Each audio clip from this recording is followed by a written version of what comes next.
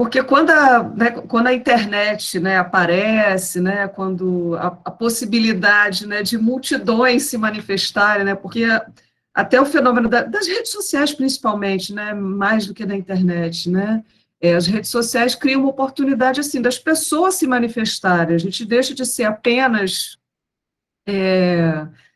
espectador, né, receptor da informação, e a gente passa a ter o poder também de criar, né, a informação, e inclusive o fenômeno das fake news está aí para mostrar, né, o quão, né, o quão verdadeiro é isso, né, nós podermos, né, criar a informação, né.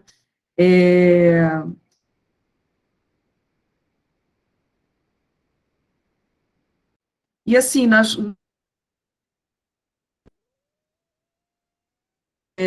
muitas vezes aparece esse foco, né, a questão dos robôs, né, e a gente sempre voltava para esse ponto, né, que foi inclusive o ponto que você falou, né, super bem sobre o racismo algorítmico, né. Mas é claro que as máquinas, né, vão ser, né, racistas, porque as máquinas, a inteligência artificial, ela só vai reproduzir o que nós, né, seres humanos fazemos, né, e você falou isso, inclusive, um pouco antes, né, na tua fala, né, quando você disse que o que preocupa mais não são propriamente os robôs, né, mas são as pessoas, eu acho que você está dizendo até mais do que isso, empresas mesmo, né, tem aí um esquema, né, bastante profissional, né, de lidar, né, com essa circulação de informação, e que, e que eu acho que ainda tem, né, essa perversidade de aparecer para a gente como se fosse uma coisa ingênua, né, do tiozão ou da tia do WhatsApp, né. Então, assim, achei bastante esclarecedor, né, você que está no campo e está pesquisando, né, reforçar isso para a gente, né, assim, não dá para democratizar a tecnologia se a gente não produz uma sociedade democrática, né, se a gente não se empenha, né, por produzir uma sociedade democrática, né, assim, a tecnologia não é um condão, né. Então, assim, queria, né, um pouco deixar essa fala, e se puder comentar isso também, e voltando, assim, no ponto do caso da Marielle, né, que é realmente muito chocante, né, muito, né, é uma coisa difícil de superar, né, acho que, até porque até hoje, né, o caso da Marielle não foi elucidado, né, isso é muito duro, né. Eu queria que você falasse um pouco, você comentou que, né, a irmã da Marielle se tornou uma pessoa que aprendeu a conversar, né, e a mim é muito difícil nesse momento que a gente está vivendo, né? Como é difícil conversar, né, com aquele que discorda de você, que aquele tá, né, sobretudo nesse momento, né, que a gente está, né, vivendo, né, um fenômeno político autoritário, né, em que a marca do autoritarismo decididamente não é o diálogo, né? Então, assim, eu queria ouvir um pouco mais, assim, sobre isso que você, né, trouxe, né, da irmã da Marielle, né, depois de ter perdido, né, aquela incrível, tive a oportunidade de uma vez, né, ter contato com a Marielle panfletando a campanha dela né, de vereadora, né. Então, depois dessa perda, ainda ter que lidar, né, com todos os ataques à memória da Marielle, né, e ainda, né, criar o Instituto Marielle, e a partir disso viver, né, o medo, né, que eu ouvi a Aniele falando, né, eu também tenho medo de que aconteça comigo, que aconteceu à minha irmã, né, e como é que você vê isso, né? Não sei o quanto isso apareceu na sua pesquisa, né? Como é que você vê essas pessoas como a Aniele, né, conseguindo encontrar caminhos para diálogo, caminhos de esclarecimento, que eu acho que né, que é disso que a gente, né, também está falando aqui, né? Era isso que eu queria comentar e deixar mais uma vez meu obrigado. Obrigada, Marcela. Ótimas observações. Fiquei pensando muito essa pergunta de $1 milhão aí, né? Como conversar? Mas primeiro falar sobre o primeiro ponto. Primeiro vamos falar sobre a primeira observação que você fez. E a gente, na verdade, o que é muito importante ficar claro aqui, que a gente só reproduz na internet o que a gente faz aqui fora, né? Então é isso, nossa vida, o on e o off não se dissociam, né? Então o que a gente só vai melhorar a nossa relação no ambiente virtual para a gente melhorar enquanto sociedade, né? E aí é isso que é preocupante, né? Que aí é o grande desafio que a gente tem hoje. E aí que se conecta um pouco com a outra questão que você trouxe sobre como conversar. Quando eu conversei com pessoas que têm, né, distribuíram mentiras ou que compartilham fake news e tal, quando eu conversei com a Aniele, era um contexto diferente que a gente estava vivendo no mundo, né? Eu falei com ela em outros momentos sobre isso, mas não sobre essa pergunta em específico, porque é isso, naquele momento, ela falou, para mim, eu não tenho muita saída, é isso, é importante para mim, porque tem uma coisa de honrar a memória e uma construção da memória, é lógico que isso não faz com que ela seja uma mulher ela não vai ficar apática, ela não vai ficar totalmente assim, não, tudo bem, podem ficar gritando e xingando, e eu vou ficar aqui sendo uma pessoa que vai ficar muito calmamente respondendo, não, que isso, não é bem assim, não é essa a postura dela. Mas quem procura ela de uma forma que consiga, né, desenvolver um diálogo saudável, minimamente equilibrado, ela se propõe a conversar. E aí, porque para ela é muito caro isso, né, honrar a memória da irmã, e então para ela é algo que é muito importante. Então quando ela consegue, quando ela conseguiu, ela achou que não fosse mais possível também ouvir esse tipo de coisa que ela ouviu lá depois do negócio do documentário da Globo. E no final a gente até falou assim, Globo é Globo, a gente pode ter as críticas que forem, mas consegue chegar em pessoas que a gente não consegue aqui, falando aqui às vezes, e muitas vezes nas nossas redes sociais, e muitas vezes nos nossos grupos. Às vezes a TV aberta, o rádio, e é importante a gente reforçar esses outros canais de comunicação, acessam pessoas que a gente não consegue acessar. Então, esses debates precisam estar nesses lugares também, né? A gente precisa levar esses assuntos todos para esse debate, para esses lugares. Para lugares que tem, né, para meios de comunicação que atingem grandes pessoas que, por exemplo, eu tenho um carinho enorme pela Rádio Nacional, porque a Rádio Nacional chega em pessoas ribeirinhas, então, às vezes, assim, poxa vida, tem noção que chega uma informação importantíssima, chega para uma pessoa que está lá num lugar que é tão difícil de chegar, que às vezes a gente não tem nem noção da dificuldade, dias de barco, então, aí às vezes eu vejo a Voz do Brasil lá, ele reproduzindo só aquelas maluquices daqueles parlamentares, eu fico com uma raiva, eu não acredito que eles estão vendo essas coisas doidas, não. Então, assim, eu fico pensando que é um desafio muito grande, em especial, Marcelo, agora, quando você está conversando com negacionistas, quando a gente está falando de saúde pública, porque é isso, né, você falar com pessoas que compartilham fake news, antes era uma coisa muito, assim, bipartidária, né, era uma coisa muito de torcida organizada. Hoje já extrapolou um pouco, bastante isso, né, hoje a gente está falando de saúde pública, de um acordo coletivo que é vacina, que a gente está falando de vida, então, quando a gente... É muito difícil dialogar com um negacionista, e por que a desinformação também, ela vai entrando num negócio, né, dessas teorias muito malucas, mas são muito bem elaboradas também, que tocam as nossas emoções, porque elas vão criando essas pessoas, e aí as que têm uma... Eu não consigo falar muito, gente, sobre essa parte do campo da psicologia da desinformação, mas tem artigos super interessantes sobre isso, para falar um pouco sobre por que as pessoas compartilham. Eu sei muito mais em relação a isso, as emoções. Eu sei que as emoções fazem com que as emoções, elas movimentam a gente e a gente compartilha mais. Agora, questões muito mais assim, específicas, eu não consigo trazer para vocês, mas eu queria entender também por que as pessoas, elas acabam entrando muitas vezes, né, nessas teorias, elas se aprofundam nisso e elas não conseguem sair dessa espiral.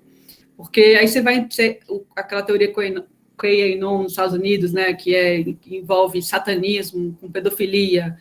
Cara, você vai ver aquilo ali e você fala, gente, que maluquice, mas muita gente embarcou nisso e trouxe para o Brasil, e tem muita gente que, cara, tá mergulhado no 5G, do chip, do satanás, que eu lembro que eu estava trabalhando ano passado num projeto de educação midiática, e a gente tinha uma parceria com a agência Lupa, e a gente tinha eu trabalhava no Redes Cordiais, e lá, o propósito do Redes Cordiais uns pilares capacitar influenciadores, pessoas que têm muitos seguidores nas redes sociais, e aí de vários espectros políticos, para que essas pessoas entendam no universo da desinformação, isso que eu falei para vocês aqui, para que tenham mais responsabilidade sobre a sua influência.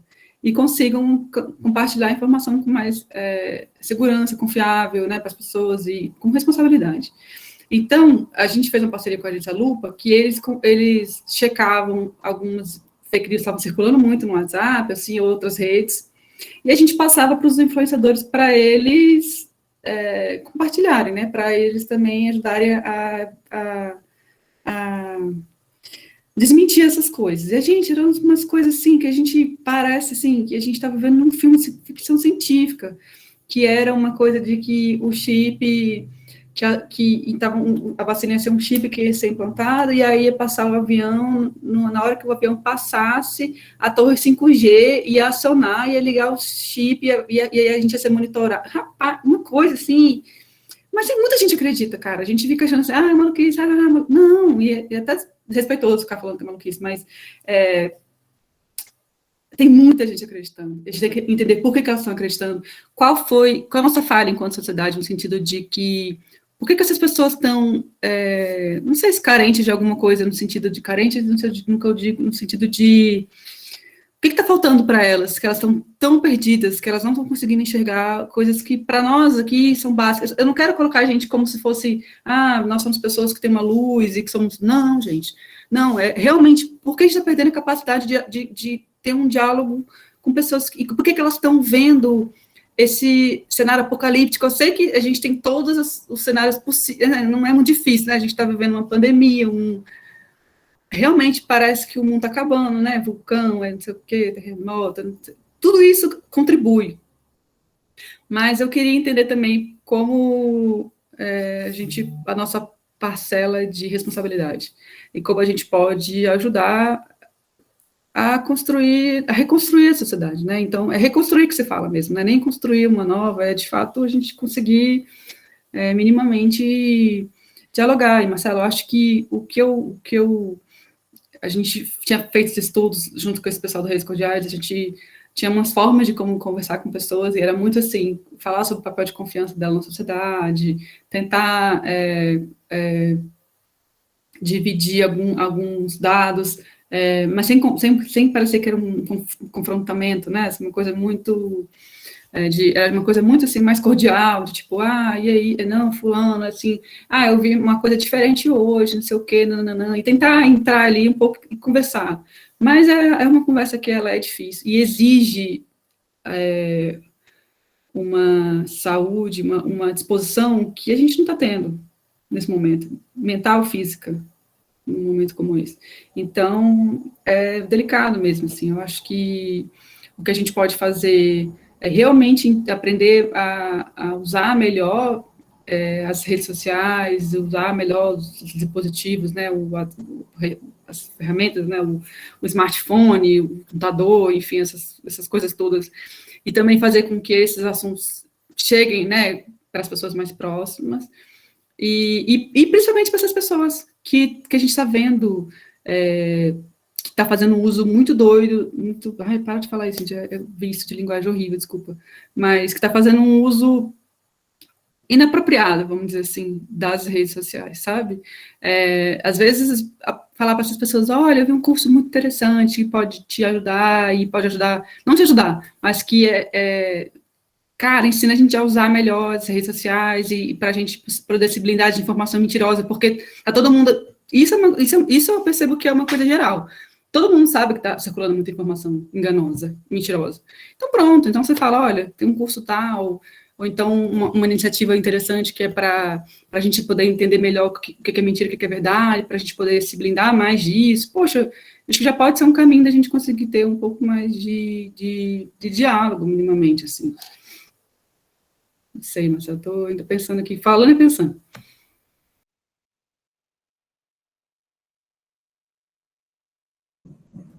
Obrigada, Gabriela. Muito obrigada. Bora, Alguém gente. gostaria de comentar alguma coisa, fazer alguma pergunta, acrescentar?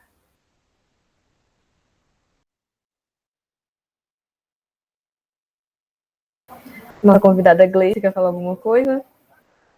Eu queria esperar um pouquinho para ouvir os estudantes, né, que estão aqui, acho que é importante, né? Vi que todo mundo ficou na sala, né, tá atento, né, ao que a Gabriela trouxe para a gente. Seria bom, né, ouvir um pouquinho, ouvir aqui, de repente, escrita pelo chat, né?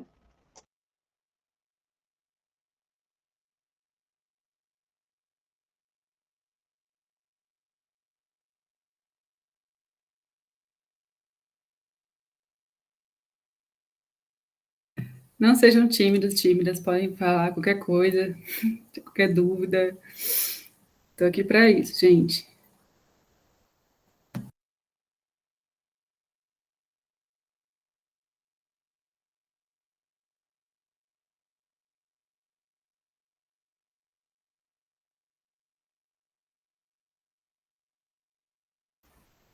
Eu gostaria de falar algo, é que eu já escutei alguém falando sobre o algoritmo como se fosse neutro. Eu gostaria que você falasse um pouco sobre isso, porque, na minha percepção, o algoritmo não é um bebê que acabou de nascer e ainda não teve contato com o mundo, né? Ele foi idealizado, ele foi construído por alguém que já tem crença, que já tem ideais. Então, eu gostaria que você explicasse um pouco, assim, pudesse, sobre isso.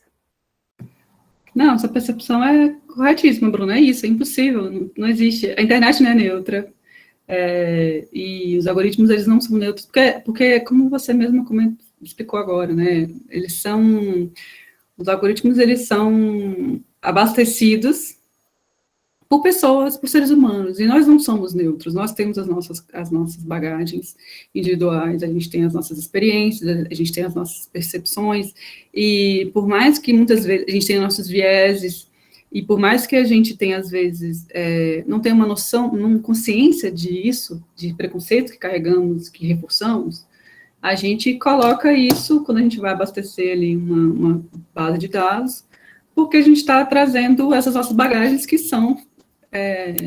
foram forjadas numa sociedade aqui extremamente preconceituosa. Então, por isso que ele vai, sim, muitas vezes, programas podem, sem querer, repercutir, ter uma ação preconceituosa, machista. Quando eu lembro, inclusive, que o Tarcísio faz uma linha do tempo super importante sobre racismo algorítmico, né? Ele está fazendo no blog dele, ele vai colocando todas as últimas pesquisas ou artigos ou casos que surgiram que falam sobre como realmente o algoritmo não é neutro, casos de não só racismo, mas também casos de gênero, enfim, de como a tecnologia, ela foi, como essas iniciativas foram criadas, e aí foram vendo no meio do caminho, porque na hora que ela foi implementada, enfim, foi colocada em prática, viram que não funciona, ou que ela teve padrões discriminatórios, né? Então, quando você vai pesquisar no Google professoras, e aí só aparecem professoras brancas. Se você colocar professoras negras, apareciam mulheres em filmes pornôs vestidas de professora. Então, por que existia essa diferenciação? Então, cabelo bonito é cabelo louro branco, liso, cabelo feio era cabelo de mulheres negras. E aí, você vai entendendo isso, são coisas que aparentemente são sutis. Inclusive, por que o Google Tradutor, por exemplo, às vezes dá traduções, ou então até essas tecnologias que são de autocompletar, né, mensagens, enfim, às vezes usa expressões que são preconceituosas, porque são abastecidas por dados que são de livros, milhares de textos, milhares de tudo, assim, não é só pensar que, quando a gente fala em dados, quando eu falo assim, tem pessoas que têm vieses, que estão colocando, parece que sou eu e você que está lá assim, né, colocando lá um monte de coisinha. Não, muitas vezes são isso, livros, bibliotecas inteiras que abastecem essas bases de dados, e aí são livros que estão sendo escritos há séculos que, gente, uma sociedade que durante séculos desumanizou pessoas, e até hoje tem comportamentos que são extremamente condenáveis. Então, você imagina um computador que está, um sistema que está sendo abastecido por todas essas informações do Google Tradutor, por exemplo. Eles usam documentos e livros de todas as línguas para poder fazer esses cruzamentos de dados. O que chega para eles são coisas que absurdas, coisas legais e coisas absurdas também. Então, qual é o nosso papel quando a gente encontra uma coisa como essa? Quando a gente se depara com uma fake news ou com um anúncio que eu falei para vocês lá, um anúncio que pode ser enganoso, que está sendo utilizado de má fé, ou, por exemplo, um caso de discriminação algorítmica. Denunciar, sempre denunciar. Porque a partir da denúncia, às vezes, de como um termo está sendo traduzido de uma forma preconceituosa no dicionário do Google, ou, enfim, no Wikipedia, é assim, denunciando e falando sobre isso, denunciando no aplicativo, na plataforma, na rede social, e também denunciando, se você conseguir verbalizar e aí dar uma amplitude para isso, para poder que as pessoas vejam e denunciem mais, quanto mais pessoas denunciarem, melhor, é importante porque você consegue realmente fazer com que a máquina, né, aprenda que aquilo é errado e pare de reproduzir aquilo. Então, não é só a gente falar, existe uma máquina também que está fazendo um trabalho repetitivo ali que, enquanto ninguém está falando nada, ela continua reproduzindo. E a gente vai ficar brigando aqui fora e lá vai continuar reproduzindo. Então, a gente tem que brigar aqui fora e lá dentro também. A gente tem que denunciar lá também. Então, é muito importante fazer esse trabalho de denúncia quando a gente se deparar com esse tipo de discriminação também nas redes.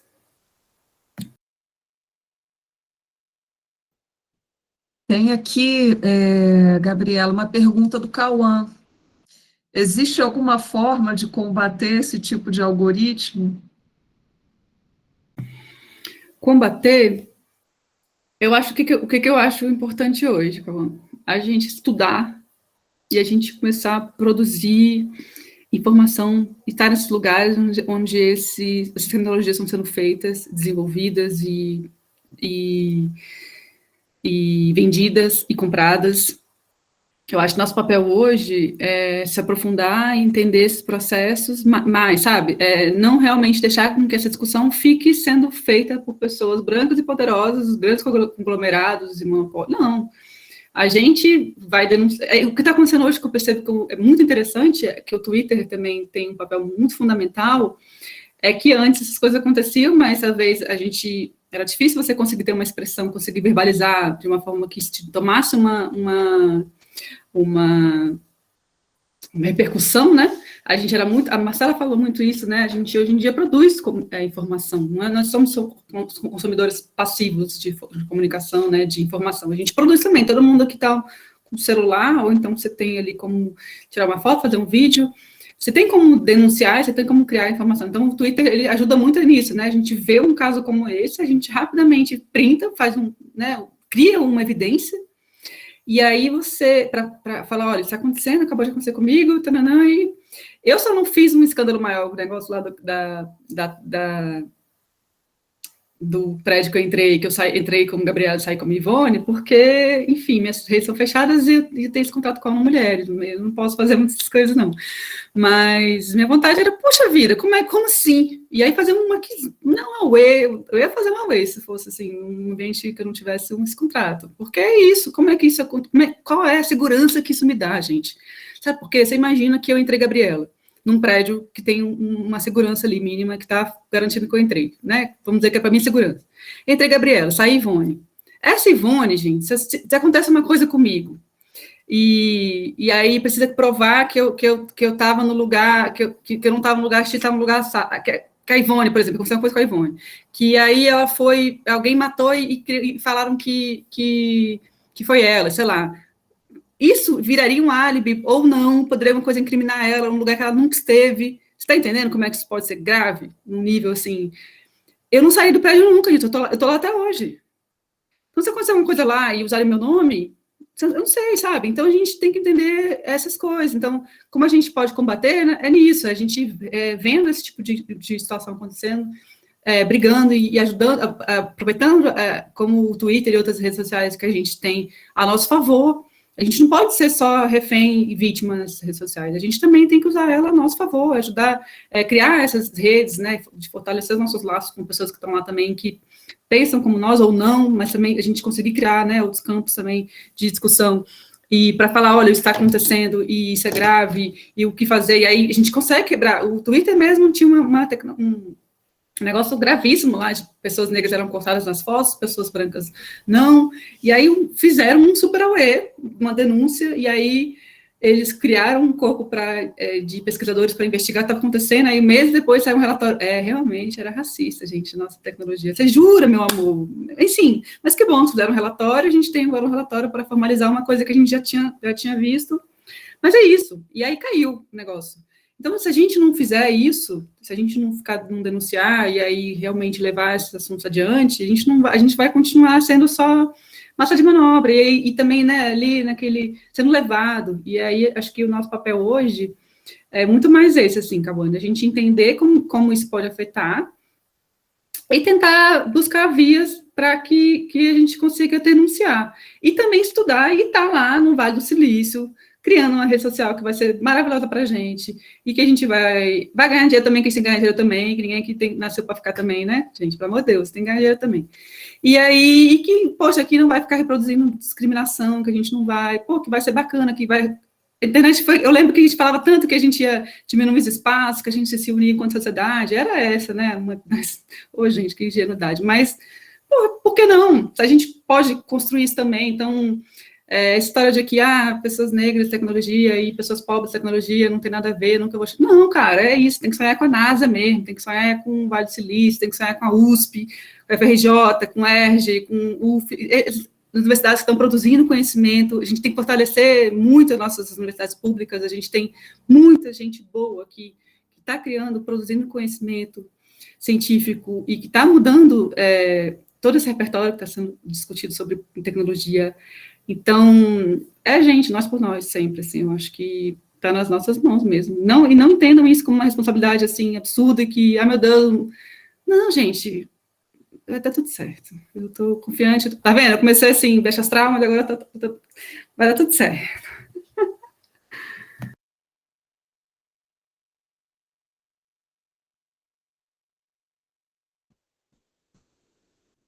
E aí, gente? Eu estou já... Legal, a Clara está aqui dizendo que eu achei interessante. Tem uns recadinhos aí no chat, depois você dá uma olhadinha, Gabriela. Tem uns compridos aqui, bem legais para você. Estou vendo aqui agora. Gente. Eu vou fazer umas perguntinhas aqui, posso? Enquanto isso, né? Enquanto né, o pessoal não se encoraja para falar, né? Está escrevendo, daqui a pouco começa a falar. Gabriela, primeiro te agradecer pela sua fala, assim, aprendi muito, né? Coisas que a gente sabe assim muito de orelhada, né? Muito de ver um post ou outro, mas assim com essa profundidade que você trouxe, né? Com esse conhecimento de causa, com pesquisa. Então, assim, aprendi muito, muito mesmo com a sua fala, e também me despertou muitas coisas, né? E muitas conexões, né? Com coisas que a gente tem conversado sobre educação, com coisas que a gente tem conversado sobre a realidade brasileira, né? E aí, assim, duas coisas me saltaram os olhos, assim. Acho que uma das questões era um pouco do que a Bruna falou, né, sobre esse racismo algorítmico, que eu me lembro muito de algumas pessoas negras que eu sigo no Instagram, fizeram uma brincadeira e começaram a colocar foto de pessoas brancas no feed, né? E aí, para ver se o Instagram entregava, né, aquela postagem, aquele material, porque justamente eles estavam percebendo que a postagem não estava acontecendo, as pessoas não estavam recebendo, né? E aí começaram a pegar fotos de pessoas brancas para ver se a postagem chegava. Então, conforme você foi falando, também depois que a Tainá falou, eu me lembrei muito desse episódio. E aí fiquei aqui pensando sobre algumas coisas, né? Quando a gente tem uma pessoa que se sente mobilizada, né? Mobilizada nos seus afetos, nas suas emoções, para passar adiante alguma coisa que ela ou não tenha clareza, não tenha certeza de que é verdadeira e que é uma notícia que pode causar um mal para alguém, que pode difamar alguém, que pode trazer algo ruim para as pessoas, uma informação que pode ser danosa, né? Acho que todos nós, em algum grau, se viu, né, nessa situação, né, de algum tempo para cá, mas especialmente de 2018 para cá, né? E aí fiquei pensando sobre o que outras pessoas já têm pesquisado também sobre a política dos afetos, né? E a política muito mobilizada pelo alguns afetos que são muito nocivos, né? Como ressentimento, como medo, né? Então, assim, como a necessidade de se antecipar a alguma coisa, né? Então, assim, a pessoa quer ter, assim, o protagonismo e o pioneirismo de dar uma notícia, especialmente se essa notícia for péssima, né? Se ela for trágica, né? E aí eu fiquei pensando, assim, que tipo de emoção é essa que está sendo mobilizada na gente, né? Porque é isso, você quase que não pensa, você vai lá e você clica, né? Então, assim, às vezes eu percebo isso até pelas redes sociais do campus, né? Porque eu observo lá, né, quais são as postagens que são mais compartilhadas, que tem mais interação, e não são postagens de boas, né? São postagens que são mais delicadas, são postagens que às vezes são mais tristes, né? Que são difíceis. Então, assim, me parece que a gente tem aí um grupo de pessoas que capturaram isso, né? Que souberam, que entenderam isso, que capturaram isso e que usam isso deliberadamente, tanto para obter, assim, resultados do ponto de vista político, né? E aí a gente sabe que as últimas eleições do Brasil tiveram esse perfil, né? Tiveram esse perfil, e também para obter resultados econômicos. Né? Então, a gente tem essa junção aí, né? Mobilizar as emoções, o uso das redes sociais para produzir isso. E aí eu fico pensando aqui no nosso papel como educadores e educadoras. Né? Nós estamos numa instituição de ensino, então quantas vezes um estudante viu alguém ou recebeu uma notícia que ele disse, poxa, mas isso aqui a professora Marcela deu em sala, eu sei que isso aqui não... Eu li um texto sobre isso aqui, eu assisti um filme sobre isso aqui não é verdade, né? Mas como é que é isso, né? Estou te perguntando, eu não sei se você vai ter resposta, mas é só para a gente dialogar mesmo, né? Assim, como nós, né, que estamos formando uma juventude, né, que está se comunicando com o mundo, como que a gente pode ter, assim, ferramentas? Você falou da educação midiática, que foi algo que me chamou muita atenção. Eu não tinha ouvido falar nesse termo ainda, né? Então, assim, eu achei que é uma coisa bem interessante. E aí, que eu te ouvir um pouco sobre isso, assim, como as instituições de ensino podem trabalhar nessa seara. Acho que isso compõe a educação antirracista, se a gente pensar no racismo algoritmo, e como esse ódio é direcionado para pessoas negras, né? E vejo que o nosso trabalho dentro da educação antirracista ainda está muito incipiente, né? Muito no iniciozinho, né? A gente fica fazendo eventos, né? Atividades para trazer as pessoas, para falar sobre temas e tal. E aí eu fiquei lembrando de uma outra... Eu sou muito de ouvir podcast, né? Sou a rainha do podcast. Estou lá lavando uma louça, estou no podcast, vou caminhar, estou no podcast, vou no sacolão, estou vendo podcast o tempo inteiro. E aí eu vi uma fala do Henrique Vieira, do pastor Henrique Vieira, que eu achei assim, me tocou muito. Ele falou assim: o racismo não precisa de nenhum gesto para se reproduzir. Ainda que nós não façamos nada, né? Ele está se reproduzindo nesse momento. Ele não precisa de mais uma ação interpessoal para se reproduzir. Ele se reproduz, né? Então, fiquei muito pensando sobre isso. E esse é um ponto, né, sobre como nós da educação podemos atuar nesse campo, sobre como a gente pode se formar para isso, né? Quando você falou, existe o curso de educação, eu falei, opa, deixa eu ver como é que é isso aqui para a gente também fazer e tal. E por que isso? Porque eu acho que a gente ainda tem uma... por mais que a gente estude, sabe? As nossas ações no campo da educação ainda são muito mais ações, assim, pensando... na palestra, no curso, e a coisa é muito maior, é muito avassaladora, né? É muito maior, né? E aí, para fechar, para não monopolizar a fala e tal, eu tenho uma sobrinha de 13 anos, e aí ela nunca teve Facebook, né? Ela fala assim, nossa, Deus me livre, Facebook é rede social de tia, credo, não sei o quê, ela só manda essa para mim. Aí ela me explica, você não já viu a nova trend do TikTok? Eu falei, o que é trend, querida? Que eu não sei o que é trend até hoje. Ela, não, você não viu. Aí ela me mostra as coisas que estão acontecendo, não sei o quê. E aí eu fiquei olhando assim, sabe? Ela é uma menina negra e tal. Fiquei olhando assim, que eram as pessoas que ela seguia. Eu pergunto assim, por que que você... E a quantidade de menina branca, assim, sabe? Que tinham milhares de seguidores. Uma menina de 11 anos que fala sobre material escolar, que tinha 10 milhões de seguidores. Eu falei, o que que essa menina faz para ter 10 milhões de seguidores? Eu fiquei, assim, assustada com aquilo, né? E, ao mesmo tempo, o que eu percebo é que são essas pessoas, esses influenciadores, né? Que estão formando os jovens que a gente recebe, né? Então, assim, é com isso que a gente tem que lidar, né? Quando a gente começa a trabalhar com os jovens na sala de aula, nas atividades que a gente faz. Então, eu sei que não tem resposta para o que eu estou dizendo, que é o mundo, né? Mas é só para a gente conversar um pouquinho, tá? E agradecer mais uma vez a sua presença.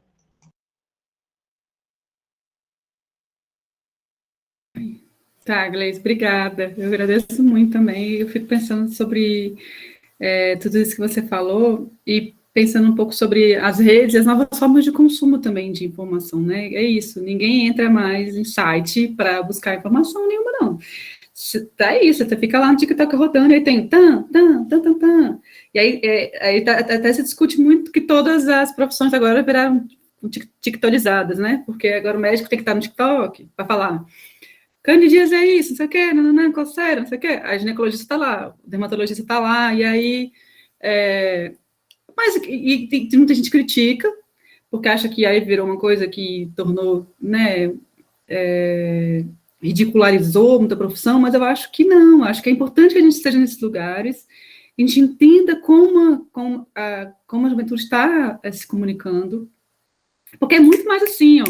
Então é isso, a gente quer falar sobre educação midiática também, eu falo que é importante essas palestras, esses encontros que a gente está aqui hoje, mas eles não são suficientes, de fato. E a gente quer falar de luta antirracista, a gente quer falar de enfrentamento muito mais, que vai ter realmente uma ação, assim, agora, né, que a gente vai conseguir ter um efeito, a gente tem que estar falando a linguagem, né, do público, tanto do público jovem, para fortalecer esse público, falar sobre o que está acontecendo, empoderar eles de informação e de conteúdo, para que eles construam uma nova base, né, e aí a gente possa mudar o futuro, mas também do presente, que a gente fala, a gente tem que também saber comunicar com o público da terceira idade, com pessoas que estão fazendo um uso, que está embarcando muito nessa rede, nessa teia de mentiras, e porque são pessoas que hoje também são muito influentes nos seus grupos de bairro, de condomínio, então ficam muito tempo livre, muitas vezes ficam, né, consumindo muito esse tipo de informação, que aí você falou, Gleice, exatamente isso, né, esses grupos sabem muito bem quais são as nossas emoções que são mais mobilizadas com essas produções, né, com essas mentiras que são criadas. Então, realmente, a notícia fofinha, ela não viraliza tanto quanto a notícia que causa medo na gente, e que causa pânico, principalmente. Então, muitas vezes, essas pessoas, elas estão compartilhando imediatamente com essa ideia também de que elas estão dando furo, né, que elas vão te dar na primeira notícia, em primeira mão, coisa que nem saiu em lugar nenhum ainda, só ela tem, aquela notícia assim, inédita. Muito também nesse intuito de ser também a pessoa, também a pessoa que vai dar, como é que é o negócio do Apocalipse? Essa pessoa mesmo, que vai dar a notícia assim, que no fim do mundo. Então, porque está movida por isso. E aí, quanto mais você se abastece disso, mais você né, fica com essa energia horrível de pânico, de medo, de desesperança.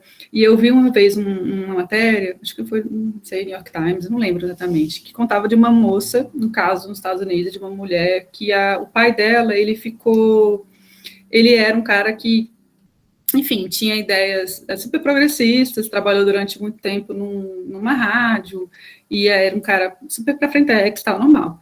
E aí ele aposentou e ficou em casa e começou a assistir um programa, ouvir um programa de rádio X lá, que ele começou a escutar. E aí era um programa e ele era um cara que era a favor do Obama, a favor de políticas para números políticas, não sei o quê, nananana. E ele começou a ver esse programa lá, que era um programa extremamente, assim, conservador e racista, e tudo de uma coisa bem horrorosa. E ele ficava ouvindo isso o dia inteiro.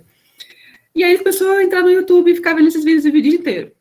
E aí ele começou a ficar vendo canal de televisão, que era esses programas o dia inteiro. E aí ele era uma pessoa ótima, bem animada, ele começou a ficar uma pessoa amargurada. triste e ranzinza, e mudou a energia dele.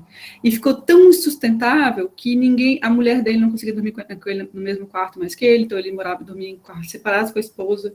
Os filhos não visitavam mais ele porque era uma situação extremamente assim, não tinha diálogo mais com ele, porque era isso, uma pessoa que estava sempre com muita raiva da política, muita raiva das pessoas, se sentia injustiçado, se sentia que todo mundo queria tirar todos os direitos dele, sabe? Então, o que a gente vê, uma coisa muito parecida com o que a gente vê hoje, né? E aí, a esposa dele, a filha foi na casa dele um dia, se eu não me engano, e aí ela primeiro quebrou lá o negócio do rádio e bloqueou os canais.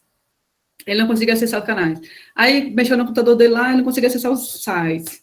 Eu sei que ela ajudou com que ele não acessasse mais esses conteúdos com a frequência que ele acessava. E aí ela viu que ele naturalmente foi voltando a ser quem ele era. Um dia ele falou assim, nossa, mas tal coisa, eu vi... Ele perdeu aquela postura agressiva que ele tinha tomado, porque é isso que esses programas eles encorajam, uma agressividade, uma política do ódio, né, um afeto que é horrível e ele é destrutivo. Então, eu sinto que a gente está, enquanto comunidade, muito contaminado por isso também, por esse ódio e por isso, tipo, de todo mundo, né, eu preciso tentar salvar o mundo disso tudo que está aí, que é horrível, que, enfim, querem tomar o que é nosso. E aí ela fala que eles conseguiram reconstruir uma relação enquanto família e, enfim, poucos anos depois ele morreu, uma coisa assim, conseguiram ainda ter um fim da vida com ele ali mais legal, assim. E foi um caso que eu fiquei muito chocada quando eu li, porque eu fiquei, cara, a gente pensa que é só uma percepção, mas não, é muito mais grave e está afetando muito mais nossas relações e a nossa sociedade. Então, o que esse caso da Marielle fala para mim, e o que eu estou trazendo na minha pesquisa agora, no final dela, assim, é muito também, eu tento entrar pela outra política, eu estou lendo muito Bell Hooks, e estou trazendo muito pelo amor enquanto ação mesmo, e como a gente, enquanto sociedade, pode reconstruir a nossa postura, as nossas relações, com o amor enquanto, né, uma política, e como o amor ele é transformador, é isso, o amor transformou, o amor criou um Instituto Marielle Franco. E o que o Instituto criou? Tantas coisas que o Instituto vem criando e fortalecendo outras mulheres que vêm se candidatando, em vários níveis, inclusive também contra a violência política de gênero nas redes sociais. Então, assim, é isso, assim, eu acho que o amor, ele é um afeto que ele é transformador. Eu estou usando isso na minha dissertação agora, nessa fase final, dessa parte mais conclusiva, justamente para falar sobre uma saída também. Porque não é só a gente falar assim, é só você falar de uma forma... Não, gente, é muito mais do que isso, né? Então, a população negra está viva por causa do amor, assim, né? Nossa construção nos diz isso, né? A gente tem aí Sueli Carneiro e várias outras pessoas que vieram antes de nós, estão aqui hoje também, são contemporâneos, e que estão falando sobre isso, Bell Hooks e muitas outras, que estão trazendo a urgência de que a gente fale sobre isso, a importância do amor, para que a gente consiga ter uma... Oi, meu amor, o cachorrinho. Para que a gente consiga, de fato, ver algum nível de mudança, assim. Mas, Gleice, eu fiquei muito feliz com as suas considerações também, e sobre o que a gente pode fazer enquanto educadoras. Educação midiática, eu sou super fã, e aí educação midiática, as professoras e professores podem levar isso para as mais diferentes disciplinas e pensar em abordagens e trazer esses temas para o cotidiano das escolas de diversas formas. É super inclusivo, eu acho que é muito legal, e também eu acho que a gente às vezes também fazer um negócio meio que do choque, porque quando eu falo de fake news, as pessoas ficam, não sei o quê, não, fake news, mas quando eu falo sobre os impactos das fake news, gente, tem gente morrendo assim, assado, tem gente sofrendo isso, eu percebo que as pessoas, elas param um pouco, assim, repensam muitos dos seus próprios hábitos. Então, esse é um experimento meu comigo e com as pessoas com quem eu tenho dialogado. Então, não tem nenhum estudo em nada ainda nesse sentido, mas eu acho que é uma forma da gente fazer com que a pessoa repense. Poxa, você ficou sabendo do caso da Fabiane, do Guarujá? Vocês conhecem o caso da Fabiane?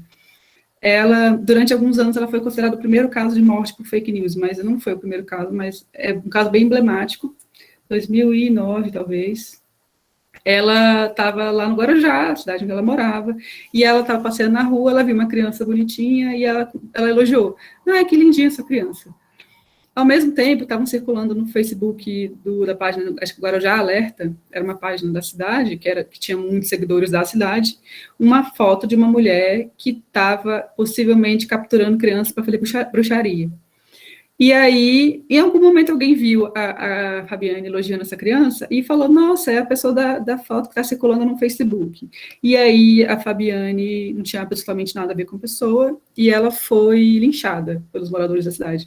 Eu peço que vocês não vejam os vídeos, porque são horríveis, as pessoas filmaram. É um nível tão grande de violência que elas se sentiram, inclusive, no direito e assim, se sentiram empoderadas até de filmar, porque elas estavam fazendo justiça com as próprias mãos, matando uma mulher que estava matando criancinhas, então eu posso, sim, fazer uma coisa, assim, que é insana, e aí filmaram, e aí ela morreu em decorrência das agressões. Tem um documentário sobre linchamento, gente, que eu não lembro o nome dele exato agora, mas ele é super importante, porque ele traz a casa da Fabiane, e aí conversa com o marido dela, porque, sim, aí não conseguem punir ninguém, porque a cidade inteira estava envolvida nisso, né? Como é que você vai prender alguém?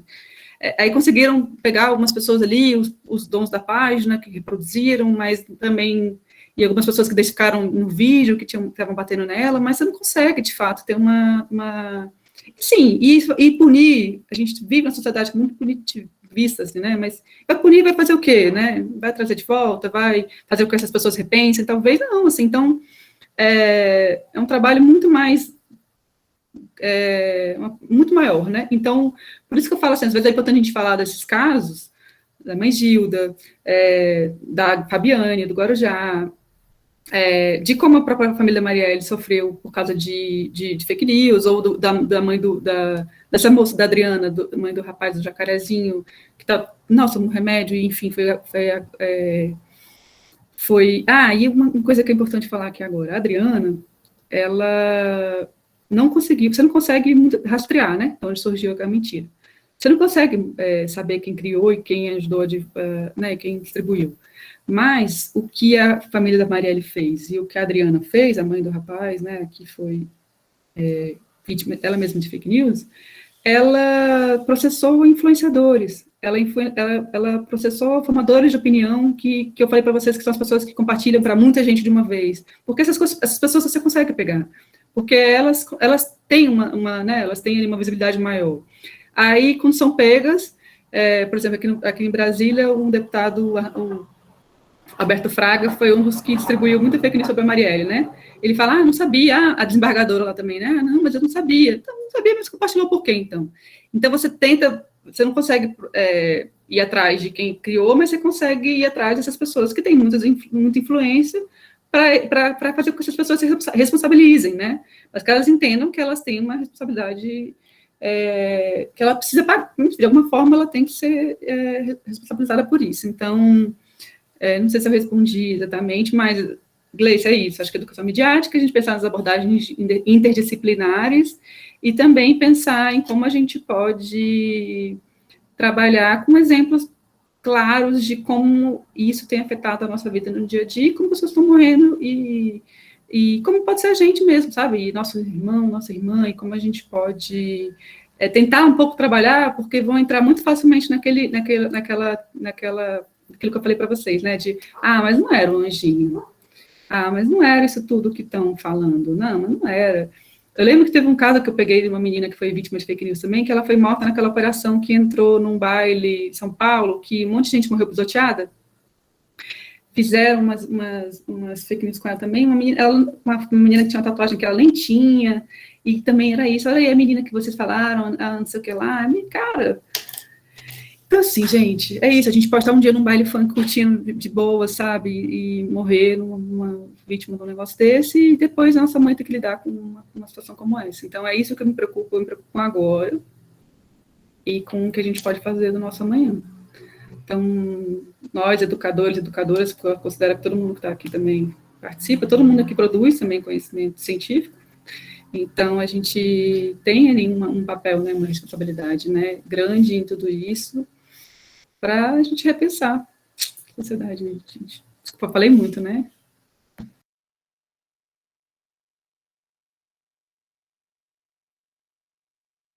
É que eu falo muito mesmo, gente. Eu cheguei aqui hoje. Não fala muito, falou o necessário. Mais alguém gostaria de acrescentar? Falar mais alguma coisa? Mais alguma pergunta?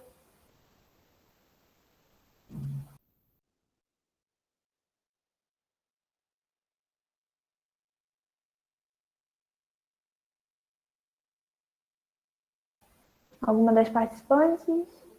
Tainá, Júlia, Marcela? Mais alguém quer falar alguma coisa? Gente, vocês sabem que eu também sou, eu gosto da conversa, né? Eu ficava aqui fazendo mais um monte de pergunta, mas eu acho que a gente pode ter outros encontros, né? E, quiçá, até, né, em presença, né? Já fiquei sabendo que Gabriela gosta do Rio também, né, Gabriela? Então, quem Gente, sou sabe? fã. Me leva para o Rio, gente. Vou ficar muito feliz. Eu tenho onde ficar já.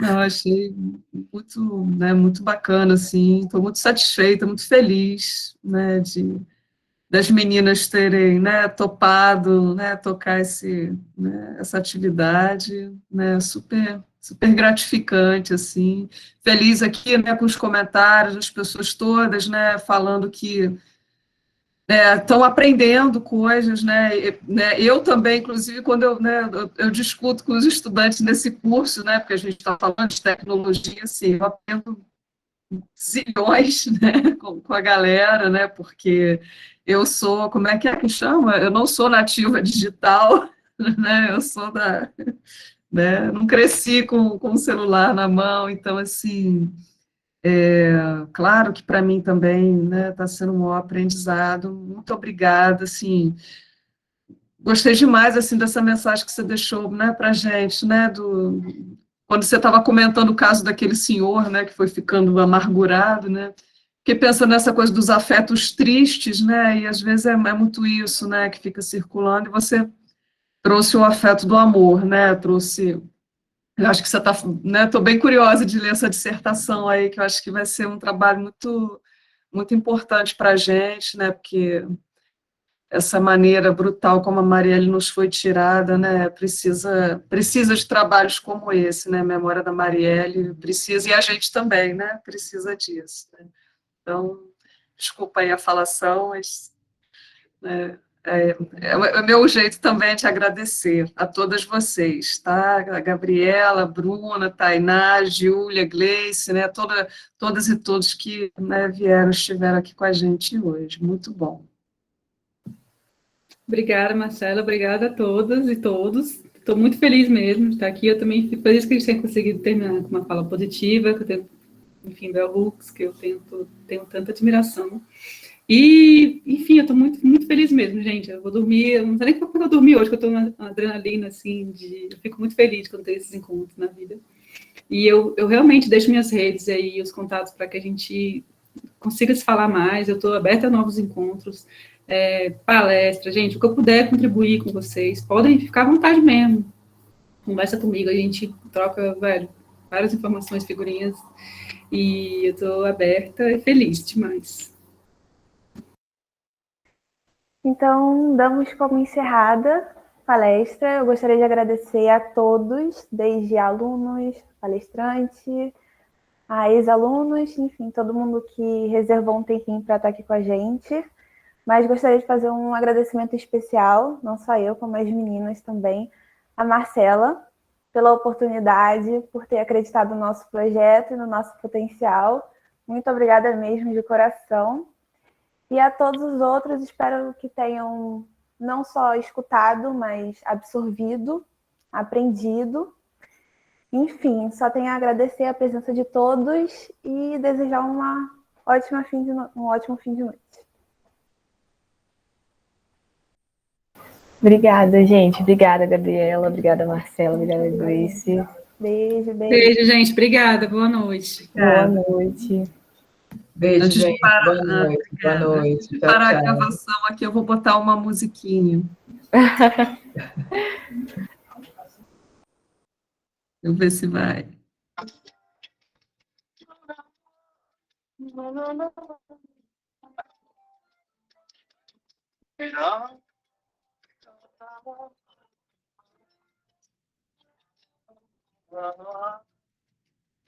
Em homenagem ao cenário da Gleice.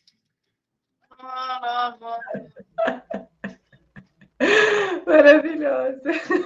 Muito bom. Para acabar com o afeto feliz. Lá em cima, verdade, Marcela. Beijo, meninas. Muito lindas vocês, viu? Muito lindas. Beijo. Muito Obrigada, Gleice. Beijo. Beijo.